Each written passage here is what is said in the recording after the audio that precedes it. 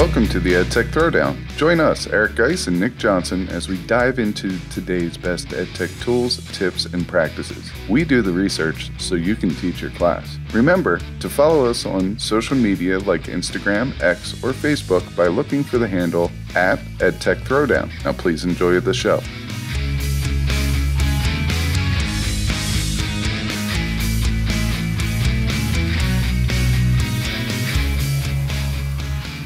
Welcome to the EdTech Throwdown. This is episode 163 called Fun with Digital Field Trips. In this episode, we'll talk about some of our favorite options for fun and engaging virtual field trips. Time and money is always tight when it comes to education, and these resources can help bring some adventure to your classroom. This is another episode you don't want to miss. Check it out.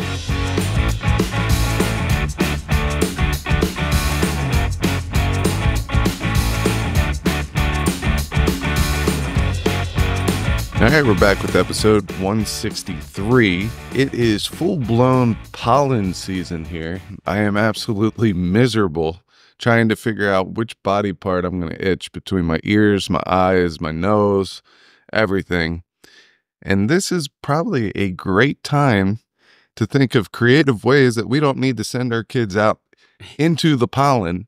And what better to talk about than field trips and virtual field trips? That's a great connection. I didn't even think about that. It's because, where we live, it is miserable outside in late spring because the air, it's beautiful. It's getting warm and there's flowers and the leaves are coming back. But man, I don't even have allergies, and my eyes were itchy this morning and I'm getting headaches in the evening.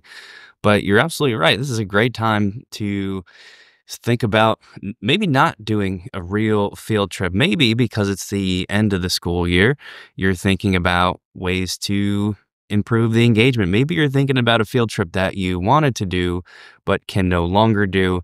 These are really important experiences, of course, that you want to try to get in any way possible. Yeah, another thing, maybe you're about ready to start state testing, or your whole school is going to be interrupted over the next couple of weeks because of AP testing.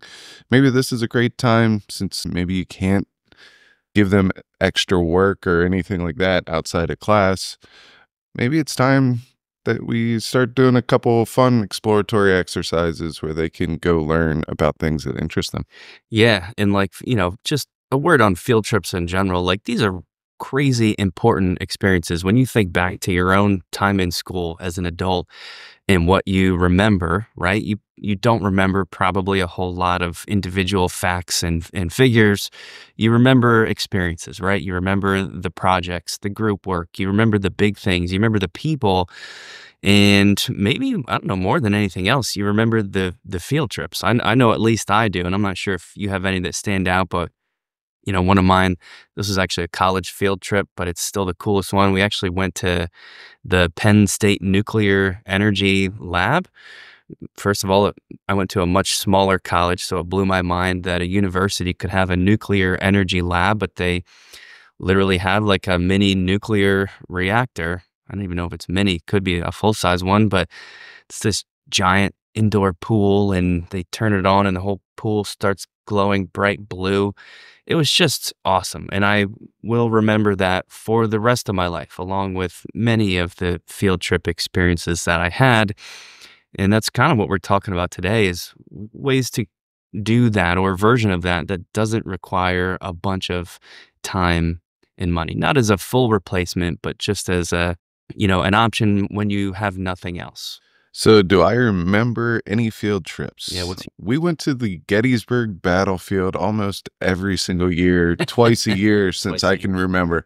I was born and raised about 15 minutes away from the battlefield. So we did that one a lot. I would not say it's memorable because, you kind of get desensitized from it.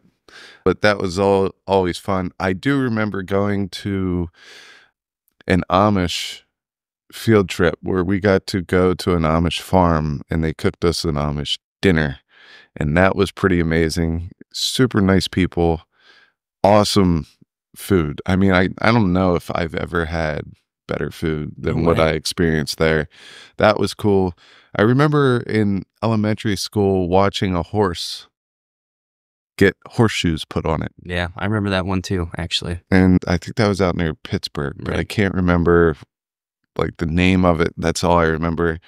And I remember going to the Renaissance Fair and jousting fencing or whatever it is with the little sword. And I remember hitting the guy where he didn't want to be like hit on his pads. But in my defense, the helmet that they gave me, I couldn't see out of. It was so loose. It's going all over the place, and I was just swinging the sword a little bit. But those are some of the little things, and that had nothing to do with content. That was everything to do with the experience. Right. The horseshoe thing was very cool. The food, the nice people. I just remember the look that the guy gave me, the knight gave me when I was fencing him after I hit him not in the armor. Couldn't have felt good.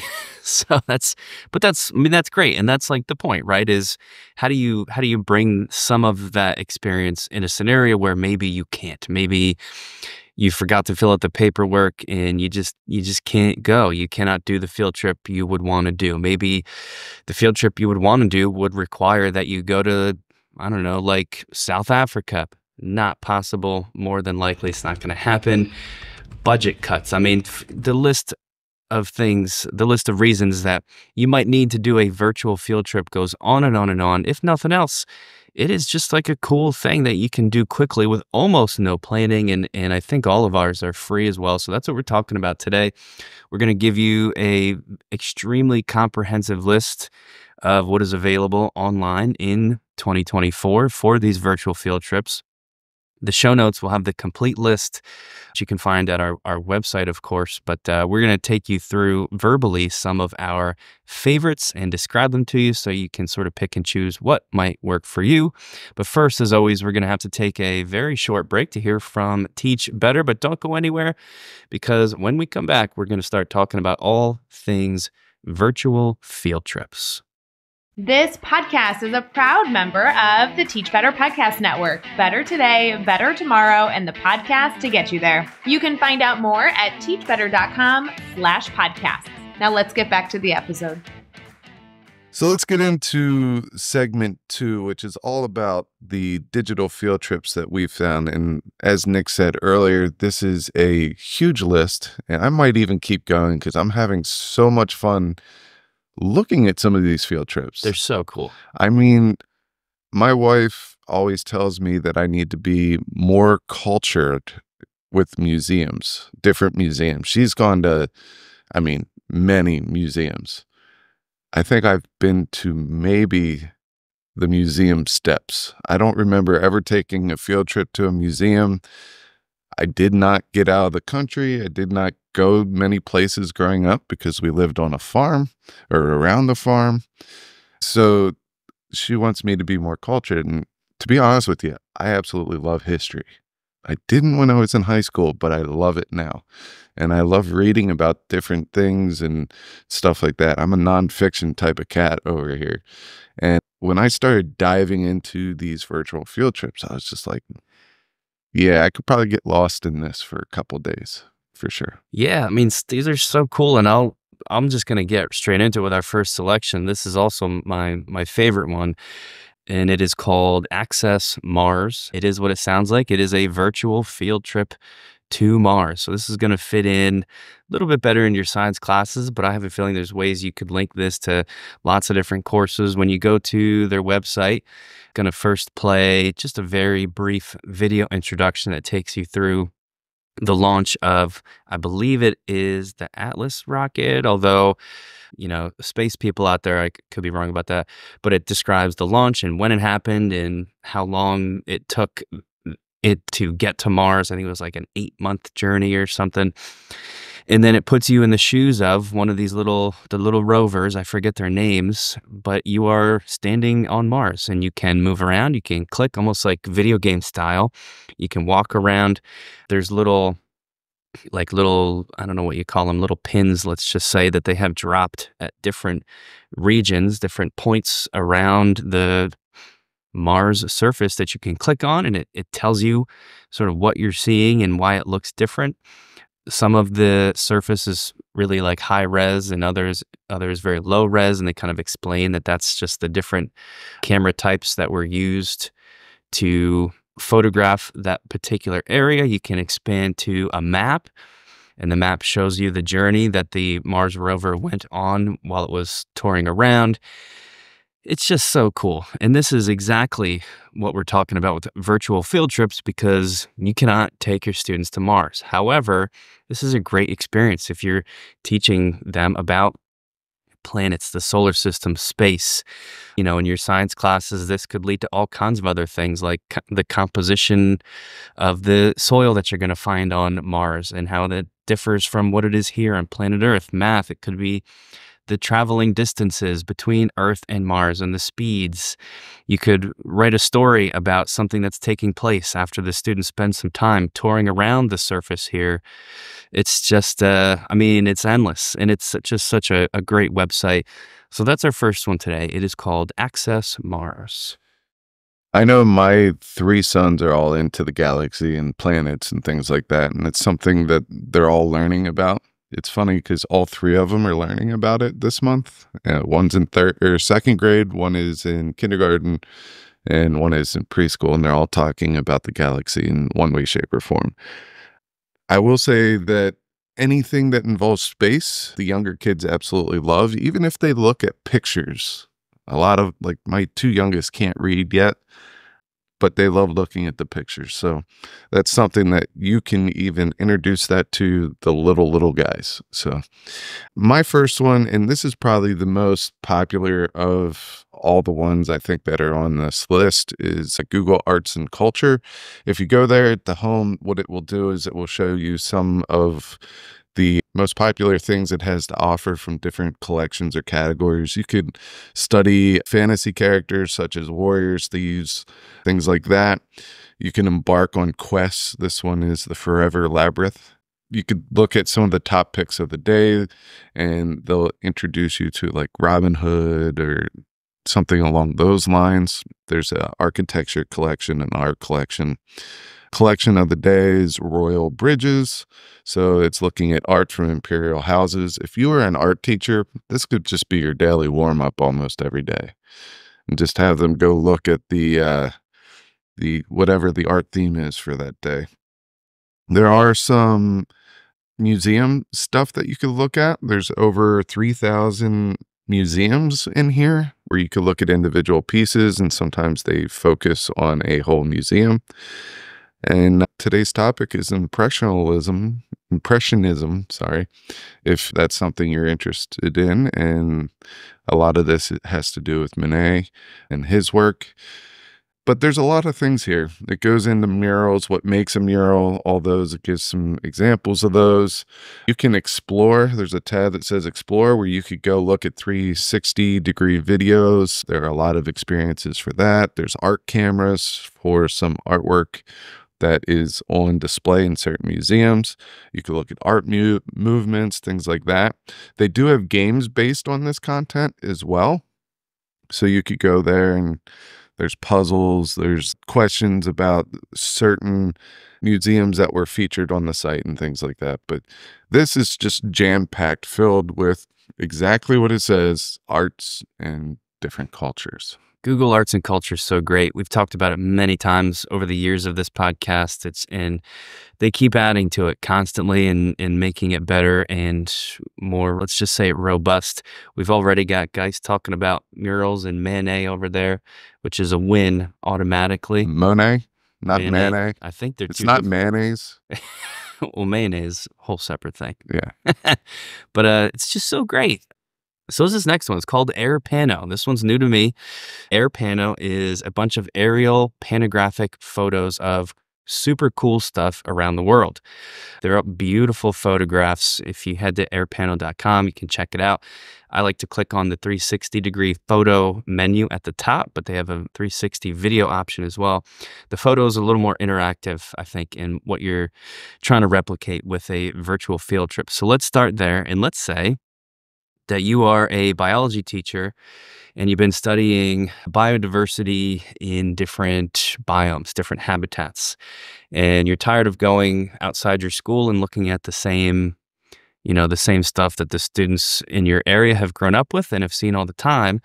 So let's say you want to see something different. And in this example, let's say you want to go to Socotra Island, Yemen, which I've never heard of. I've heard of Yemen, but certainly Beautiful. it's beautiful there. It is beautiful. And you could do that with the air pano of Socotra Island, Yemen.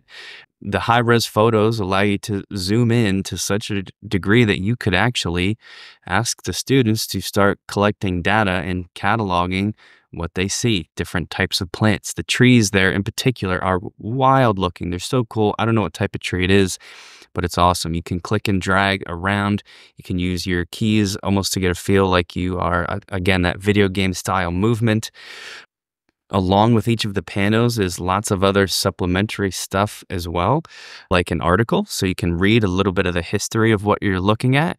There's a little settings and projections gear, which allows you to change the view to like from a fisheye lens, what they call stereographic, which kind of is more like how that pano looks on your cell phone. Just all sorts of different viewpoints, which is so cool. And my favorite part, and this really is going to create like a more of a journey feel, is as you tour around the space, they have little embedded icons that you can click. This right now I'm looking in this Yemen one, there's a little hike guide, which is then going to take me on a hike through the Wadi Durher, and I apologize for my pronunciation here. I'm not sure how to say these words, but the Wadi Canyon. So sort of near where I'm at in Yemen, I can now start checking out other things. So I just clicked it now, and now I'm looking at a whole different environment of Yemen, this canyon. And again, super high quality, allowing me to zoom in, take notes.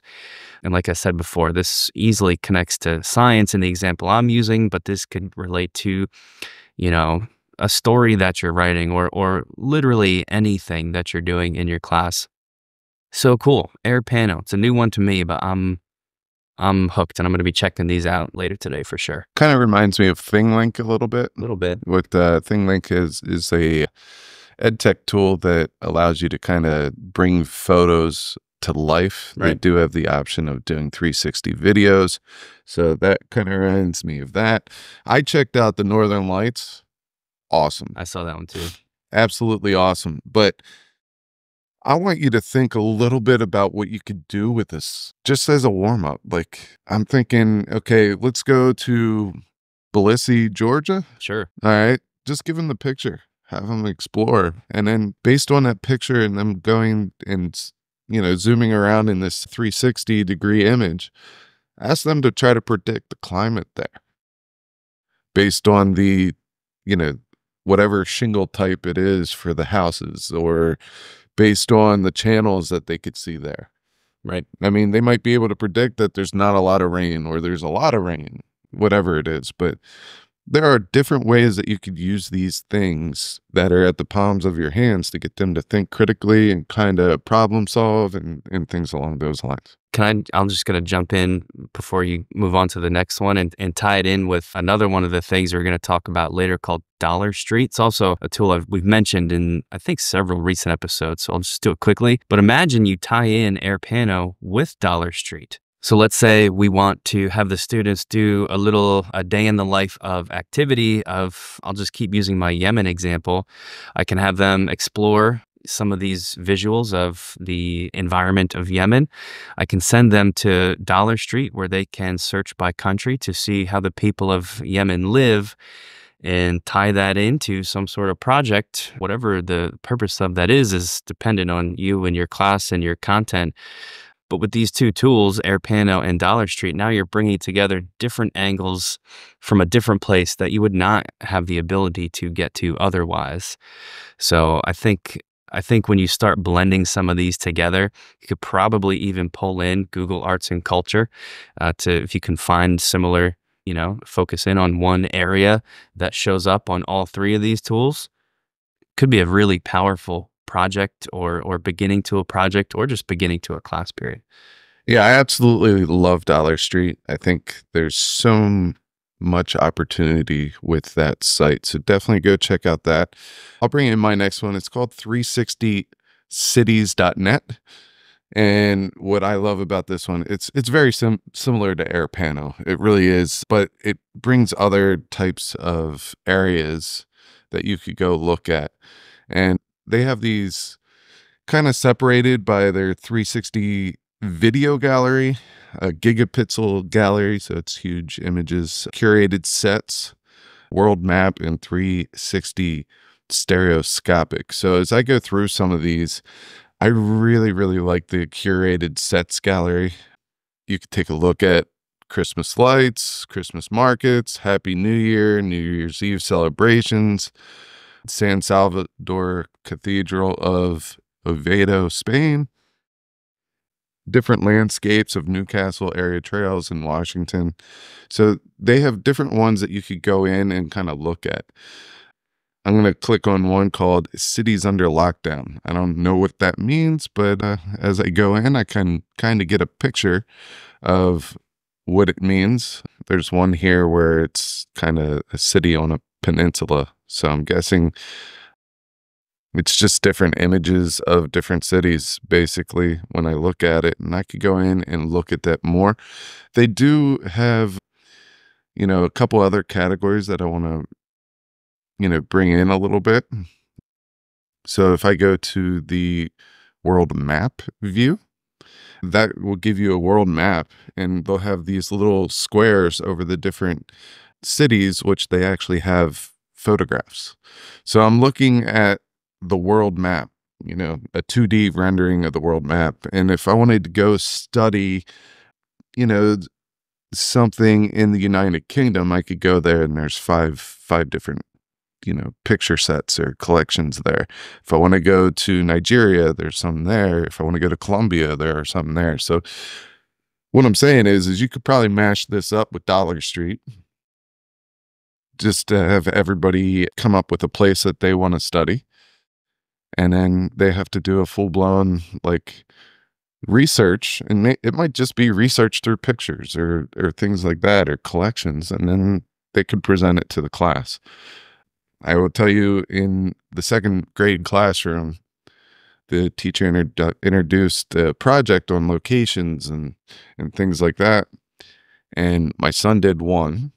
And then he had so much fun doing it, he asked me where I wanted to visit. And I said, Australia, duh. I'm obsessed with Australia and New Guinea and, that part of the world. Yeah. But so he made me basically did the research for me, told me where I was going to go visit, and then he did a little story about him and I going there and what we visited and what we did there. Yeah. It was super cool, but these all kind of mash up together.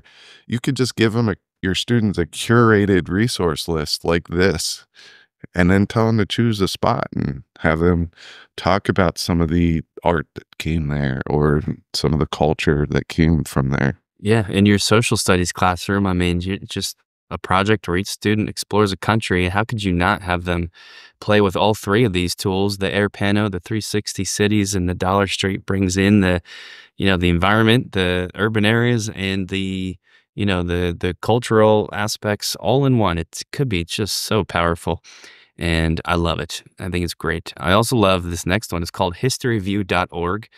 So that's the actual site I wanted to talk about, but there's a larger issue at hand here, which is, maybe for our more techie listeners, this might be a whole world that you might maybe want to start to get into with your own EdTech skills, let's say. If you did not know this, YouTube supports the uploading and playback of 360-degree spherical videos. And that's going to play into historyview.org. So what that means is, if you are, picture clicking play on a YouTube video, but then you can click the video itself and move around. So as the video is playing, you are also sort of scrolling. You can look up at the sky, down at the ground, and get all these different views. If you've ever seen somebody walking around, I've run into this on our vacations a couple of times where I've seen a person walking with this crazy looking backpack, and sticking out of the top of the backpack is this pole with this weird looking spherical camera that has a bunch of different lenses coming out. And I've always said, what the heck is that person doing and what is that thing? They are very likely filming a 360-degree video that they then put somewhere, upload, post online for something like these videos here, where the video plays. It's usually just a person walking. You don't typically see the person, but it's the person walking. But you can also click and move your viewpoint. So look left, look right, look up. And it's just awesome. And YouTube actually has a whole library of these. That's not what I was going to talk about here, but I'm just mentioning the YouTube virtual reality page fits in with this whole thing. Historyreview.org is what I'm actually talking about. And we have one linked on the show notes that I think makes the point. It's from Easter Island, and it's a person walking. You can look at the statues as they go by them. You can look at the ground, see what plants are there, and just sort of click and move within that space. So it's similar to the last things we've talked about, this idea of like an interactive panoramic 3D space.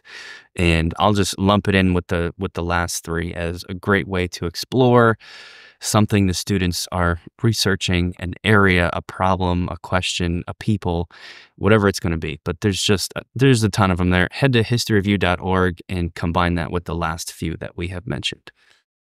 So for the rest of the episode, we have a couple of different topic headings, and we have a bunch of things listed underneath them. We're not going to go over each one. We might say each one, but we're not going to go over it in detail. Right. But I guess the goal for this is just to let you know that it's out there. If there are any of these that kind of strike your fancy. My grandmother used to use that term all the time. I don't know why it just came into play, but if any of these strike your fancy, make sure you check them out. The topic headings are curated collections, and a lot of these can fit under this category. We have theme parks, national parks or popular nature sites. We have zoos, and we have museums. I think that's a pretty good breakdown of these several, I should say. Not a few, because there's more than a few, but several. All right, so curated collections, Google Map treks, it is what it kind of sounds like. If you go over to Google Maps, and they have a collection of these things called treks in there, and it'll allow you to kind of view places throughout the world. And they have these listed: Colorado River, Grand Canyon, Mount Fuji, some of the most famous ones. Check out the Grand Canyon pictures. Those are amazing. The other two that we have under this category are Discovery Education virtual field trips and Traveling Around the World virtual field trips and virtual tours. So these two just have a collection of different things. The Discovery Education one has a lot of resources that go with them, and they have things that pop up as live, or they have ones that you can go look at past virtual field trips that happen. So this is three that we have listed under curated collections. They all have a lot of amazing things under there. You could just tell your students to explore, have them pick an area, have them pick a topic. My thing is I love having students look at pictures and try to come up with the problems that might be there and how they could present solutions based on what they're seeing in their past knowledge of that area. Yeah, or I like a different spin on this can be, here's a picture, guess where we are, and provide evidence for that guess, and let's discuss or write about it. There's lots of good twists on this. Google Maps Treks is, I think, my favorite of the three you just talked about, just, for what it's worth. The next little collection that we've got here is theme parks, because theme parks, oddly enough, it seems like a thing that you would almost exclusively want to do in person, but they put a lot of their rides out there virtually in a lot of the same ways we've been talking about so far. Not me. Theme parks are not my jam. Not either. I see the one on here, Walt Disney World. My wife takes my kids to Disney one at a time. She just loves doing it. She takes her mom with her, and one of the kids, they have a blast. Yeah. I love hearing their stories, but I'm so grateful that I don't actually have to go. I have a feeling she's going to, persuade me to do that with the whole family. I'll do it once, and then I'm done. That's what I told my wife too. I said, I'll do it one time. We'll go to Disney World one time and then I'm out. Cause I feel the same way you do. Sorry, Disney people. I know there's a lot of you out there that's, you live and breathe it, and I get it. It's fun. It's exciting. It's a vibe. I understand the whole thing. And probably a theme park, if you can, is because a lot of, we don't, but a lot of people love them. You probably want to do that in person because that's the whole point of it. I remember in high school, we went to one and it was a whole physics lesson, right? You had to explain the speeds and the velocities and all that garbage for the different roller coasters that were there. I remember having fun and then being very confused on all of the questions I was asked afterwards. But that is really about the experience to me. Yeah, I just remember going to an amusement park. It was the first time I was on a roller coaster and I got stuck up at the top for like, oh my God, a long period of time. So I was out from there. Right. Yeah, that'll do it to you. And then, just so you know, some of the virtual things that are available here that might be useful, a lot of these are just rides, but it's that same VR YouTube that I talked about before where somebody has filmed the ride with one of these 360 cameras. So while you're watching the video, you can click around and view the whole thing. What I would like to do with this, I'm going to use my physics example again. Maybe we did actually go to, our local one. When I was in high school was Dorney Park. We went to Dorney Park, and then these virtual reality videos exist after the fact to maybe help bolster what the students saw while they were there.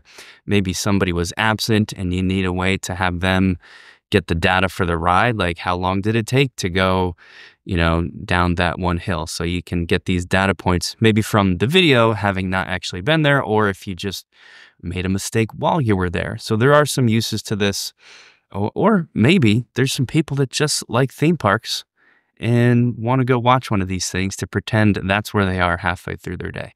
I'm not sure, but theme parks is a whole category that you can check out in our show notes as well.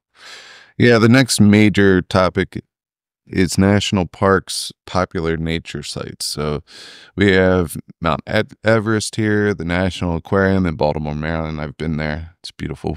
Ripley Aquarium, Yellowstone National Park, the Hidden Worlds of National Parks. So that's a collection of many of them. The Alaska Volcano Observatory webcams. I love webcams. Yeah. If you could find a bald eagle nesting cam, I think that's what they call it.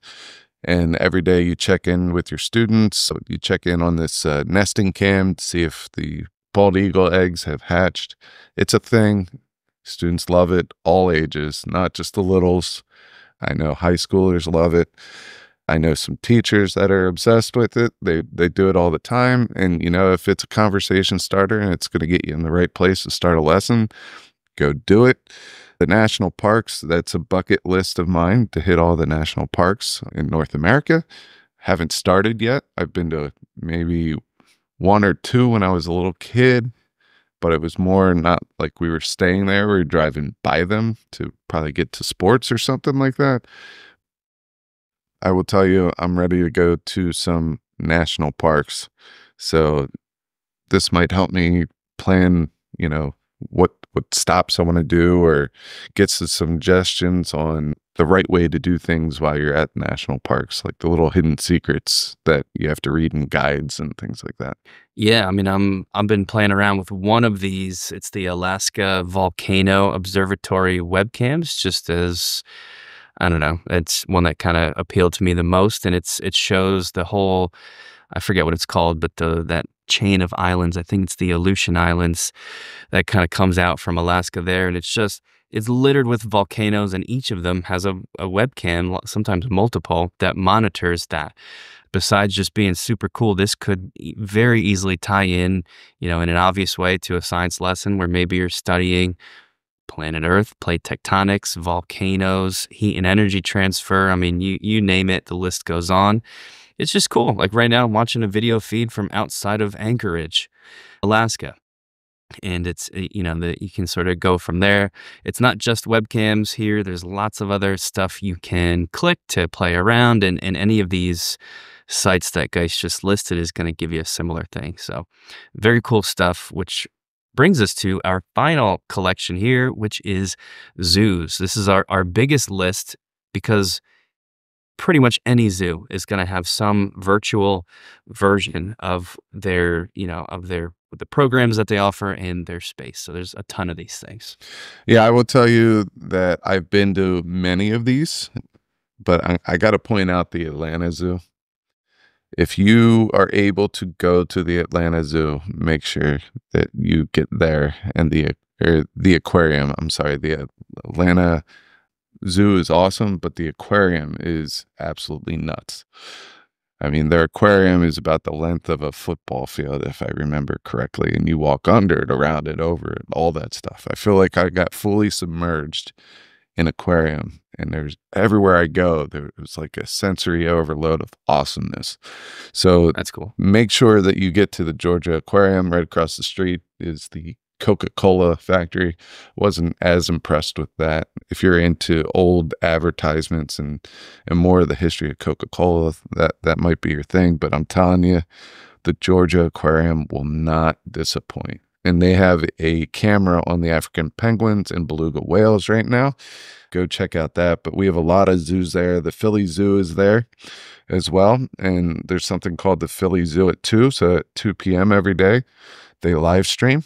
You can ask questions and things like that on some of their social medias. I heard that's a really great time. International Wolf Center, I wanted to bring that one up as well. That's one of my favorite ones. I've done a lot of studying of wolves in my lifetime. One of my favorite studies that I was a part of is the Isle Royal predator prey with wolves and moose. I've done that a couple of different times, but those are some awesome ones. So those are the zoos. You could use these in a lot of different subjects. I'm thinking art right now. I think it's animals are something that people love. They bring out emotion, they bring out feelings, things like that.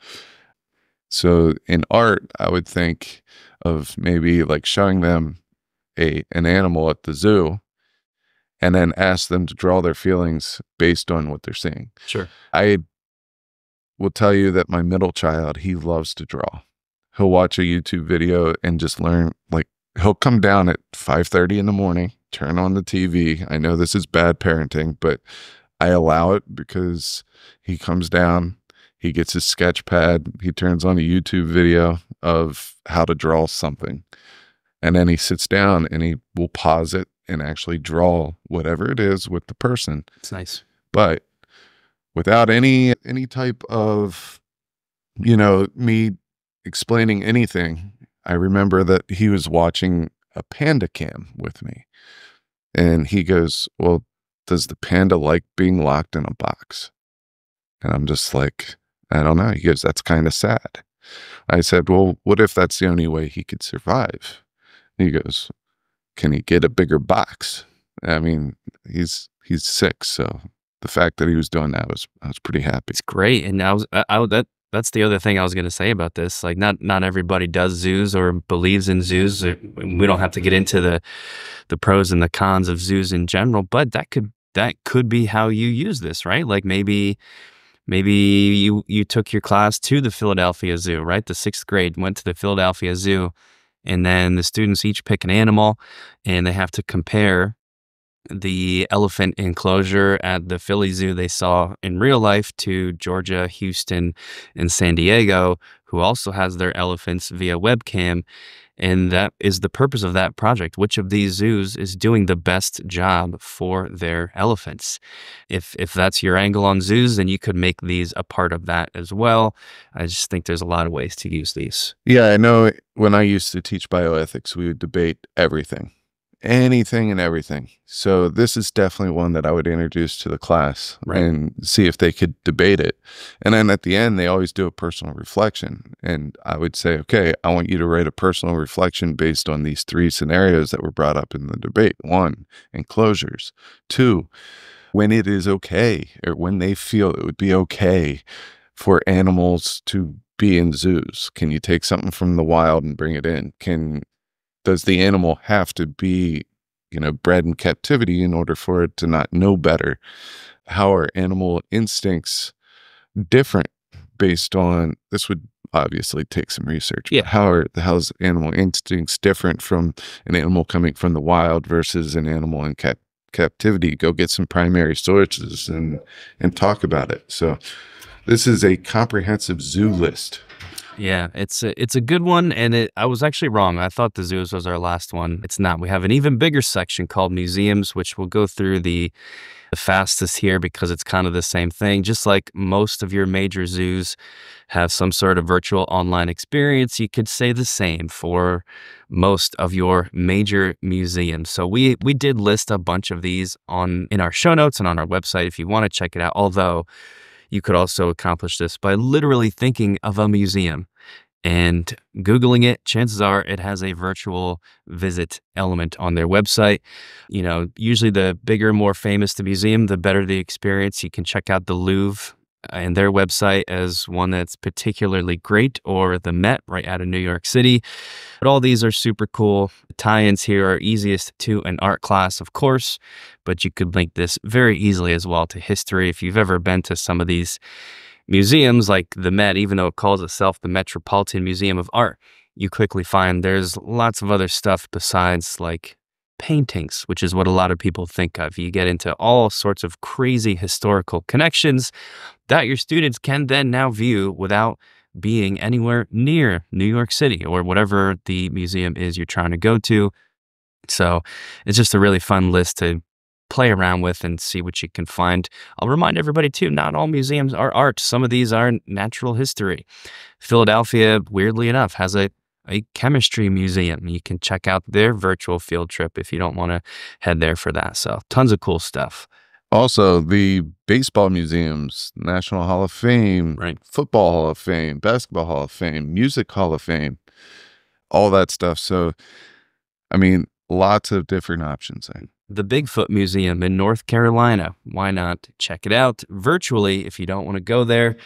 And I believe that wraps it up for this super fun episode. As always, check us out online, on our socials, on our website, and thank you for listening.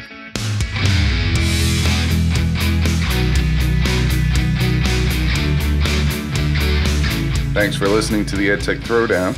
Do us a couple of favors. Subscribe to our podcast on any major podcast catcher such as Apple, Spotify, Amazon Podcasts, and Stitcher. Go over to YouTube, search the EdTech Throwdown, subscribe to the channel. You can connect with us on Twitter, Facebook, and Instagram. The show's handle is EdTech Throwdown. You can connect with Geis at GeisGotTech, Nick at NickGotTech. You could write us an Apple Podcast review. You could tell your friends about www.edtechthrowdown.com. And lastly, go over and check out our friends over at the Teach Better Podcast Network, a network that we are so proudly involved with. Until next time, remember, go try some EdTech because we will do the research so you can teach your class.